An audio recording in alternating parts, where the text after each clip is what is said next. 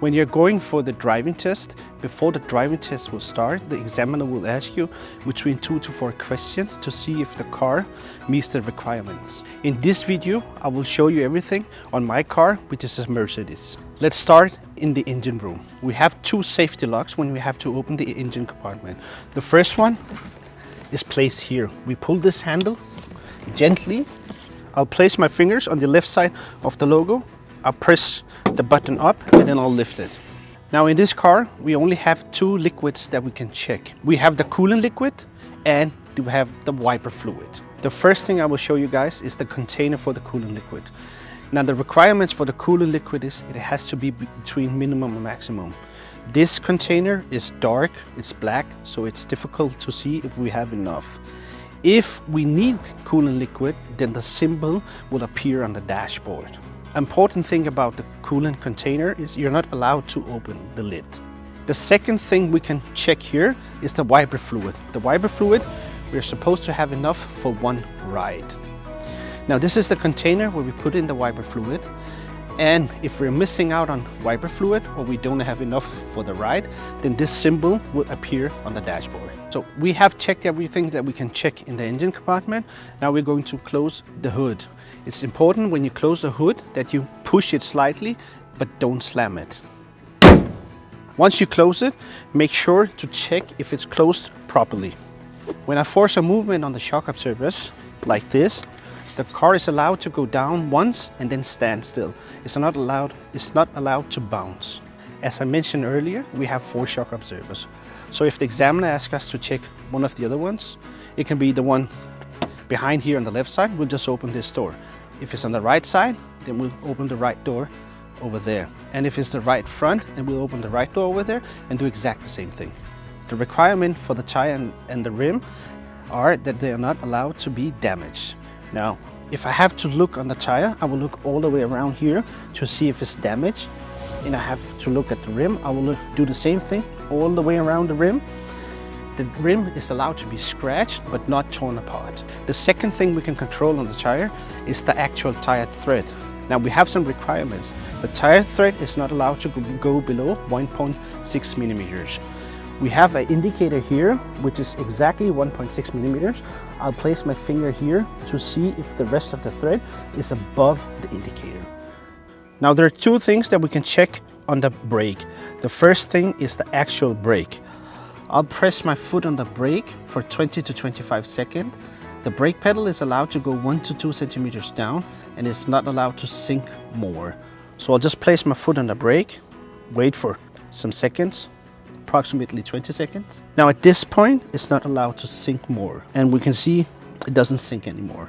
The second thing we can check on the brake pedal is the brake amplifier. We have to press the brake pedal 3 to 4 times. I'll start doing that.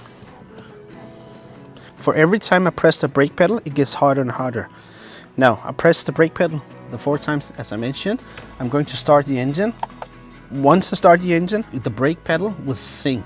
Now it's only allowed to sink 1 to 2 centimeters and not more than that. If it sinks more than that, then there's something wrong with the brake and we're not allowed to drive further. If you're asked to check the free play, then you have to start the car, stand outside. So once I stand outside here, I have to make some small movements on the steering wheel and I'll be looking on the tire. Now the tires have to follow the steering wheel's movement. They're not allowed to be any delay. Yeah. And since we have 2 tires in the front, I'll ask the examiner to stand here at the steering wheel and then I'll go on the other side to see if the other tire follows the movements. If the examiner tells us to wipe the front window, I'll take this button and I'll just twist it once. Once I twist it once, you can see the wipers will start to wipe. If I have to wipe the rear window, I'll take the small button inside and I'll just twist it once. You can see we just activated the rear window wipers. If the examiner tells us to wash the window in front, we'll press this silver button all the way in. Once we do that, you'll see the liquid will come on the front window. If we have to wash the window, the rear window, we'll just twist this button the whole way and you'll see it'll start washing the rear window. If the examiner tells you to check the dip beam lights, we'll start the engine, and we'll make sure that the dip beam lights are on. Now the things we can check on the dip beam lights is to see if they fall 1%.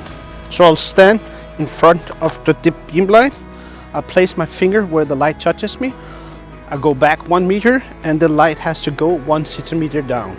Now remember, you have two bulbs for the dip beam light, so you have to check them both. We just check the left in front. If the examiner tells us to check the high beam light, I'll turn on the high beam light by pushing this one backwards or away from me, and then the green symbol in the dashboard will become blue. The high beam light is supposed to have same color and same brightness. If the examiner tells us to check the indicators, I'll put on the hazard light and then I'll walk through the car to see if all the indicators are working. I'll just close the door. We have 6 indicators, 3 on each side. This one is functioning, this one is functioning, this one is functioning, this one is functioning, and both of them here are functioning.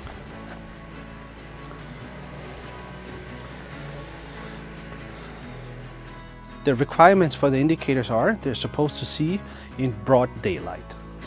Now there are 4 things that we can check on the back of the car. We have the regular lights, we have the stop lights, we have the number plate lights, and then we have the reflexes. Now the requirements for the number plates, you're supposed to have at least 1 light. If you have more, they all have to function and they have to be white. So I'll just bow down to see if they're functioning, and they're functioning correctly. The requirements for the 2 rear lights is that they have to function. So we'll look on this one and then we'll look on the other one, and we can see both of them are functioning. Now we have to check the reflexes. We have to, and the requirement for them is they have to be square, they're not allowed to be triangle. If you have to check the brake light or the stop light, you need help from the examiner. So you'll ask the examiner politely to press the brake pedal, and then you will see if all 3 lights are working. You will have one here, and one here. They have to be stronger than the rear light.